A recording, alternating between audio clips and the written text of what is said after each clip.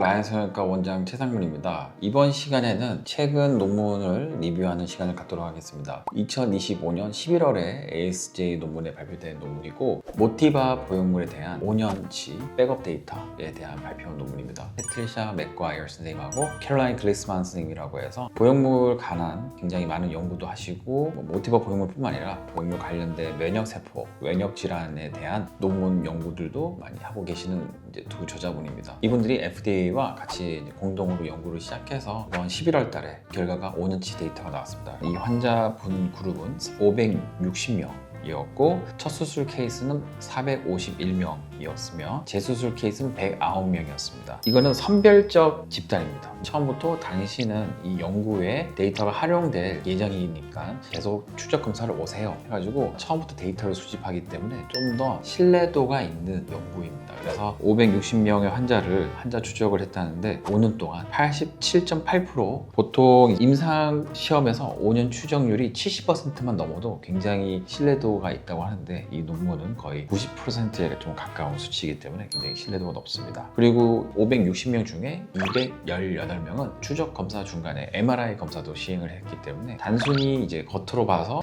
MRI로 가슴 내부를 좀 더 깊숙이 봐서 지금 문제가 있는지 없는지를 점검을 했습니다. 많은 분들이 걱정하시는 구형 구축률은 어떻게 될 것인가? 구형 구축은 4단계로 나눕니다. 첫 번째가 정상, 아무런 구형 구축이 없는 거죠. 2단계가 좀 단단해지는 느낌, 3단계가 단단해지면서 모양이 어그러지거나 변형이 있을 경우는 3단계라고 하고, 4단계는 통증도 동반이 될 경우에는 4단계라고 합니다. 근데 다행인 건 이 첫 수술 환자 그룹에서 베이커 그레이드 3, 모양이 변형이 있는 구형 구축하고 4단계 통증이 있는 거는 단 0.5%였습니다.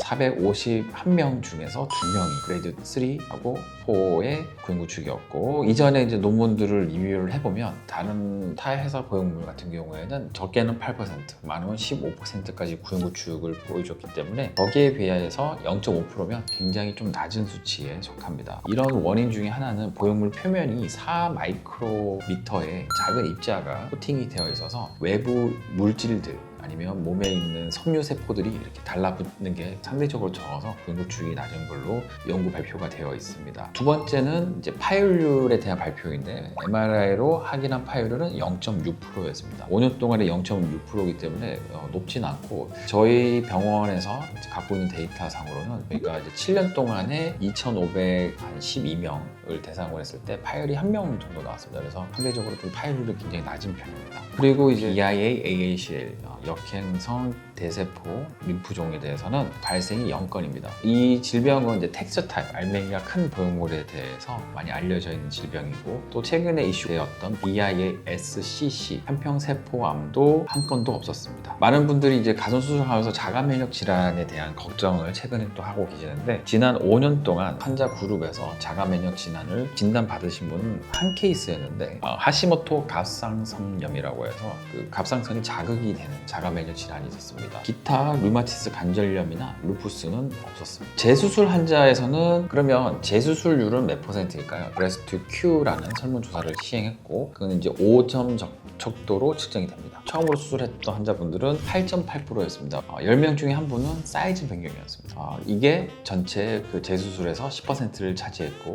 두 번째가 위치 이상. 위치 이상은 뭐냐면 쪽으로 누워서 많이 자거나 아니면 뭐 달리기를 많이 하거나, 그리고 3위가 수가 많지 않았지만 구형구축 0.5%입니다. 하지만 보형물 자체의 문제로 인한 재수술은 굉장히 낮은 걸로 보여졌습니다. 109명의 재수술 그룹에서는 조금 다른 수치를 보여주고 있는데, 재수술 그룹에서는 36%가 좀 높았습니다. 보통 재수술에 오시는 분들이 보통 100점 만점의 재수술 결과를 원하실 수 있는데, 95점만 돼도 그 나머지 5점을 좀 더 개선하시기 위해서 재수술을 많이 하는 편입니다. 그래서 그런 이유 때문에 재수술률이 좀 더 높아졌다는 생각이 들고요. 그리고 다른 회사 보형물이든 모티바든 구형구축 때문에 재수술을 받으신 분들은 20명 중에 4명, 그러니까 약 20%에서 다시 구형구축이 생겼습니다. 보면은 이제 기존의 연구들이 20에서 27%의 구형구축 재발률을 보입니다. 마지막으로 환자 만족도에 대한 이 논문의 발표가 있는데, 첫 번째 환자 케이스 그룹에서는 96.1%로 만족도가 높았고, 재수술 환자에서는 91.3%로 만족한다고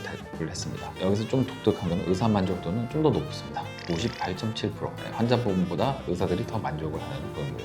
그리고 특히 가슴의 자연스러운 느낌에 대한 이제 설문지 질문에도 만족도가 96.6%로 어고넘스라는 자체, 움직임에 따라서 보행물 자체가 움직이는 것 때문에 좀 더 자연스럽다고 많이 느끼시는 것 같습니다. 따라서 정리하면은 FDA 공식 임상시험 5년 데이터는 모티바 스무스 실크 보행물은 보행 구축은 0.5%, 파열은 0.6%, BIALCL, 림프암은 0, 그다음에 환자 만족도는 96%로 결론을 적었습니다. 물론 이제 이거는 10년을 데이터를 모으기 위한 이제 연구 실험인데 이거는 이제 10년 추적 연구의 중간 결과이고 앞으로 5년을 더 지켜봐야 됩니다. 하지만 지금까지 데이터를 보면 앞으로도 좀 좋을 거로 기대가 되고 내년에 이맘때쯤에 또 논문 결과가 나오게 되면 제가 그 내용을 갖고 여러분들께 소개를 해드리겠습니다. 지금까지 가슴 성형외과 중심 라이언 성형외과 원장 최상문이었습니다. 또 봐요.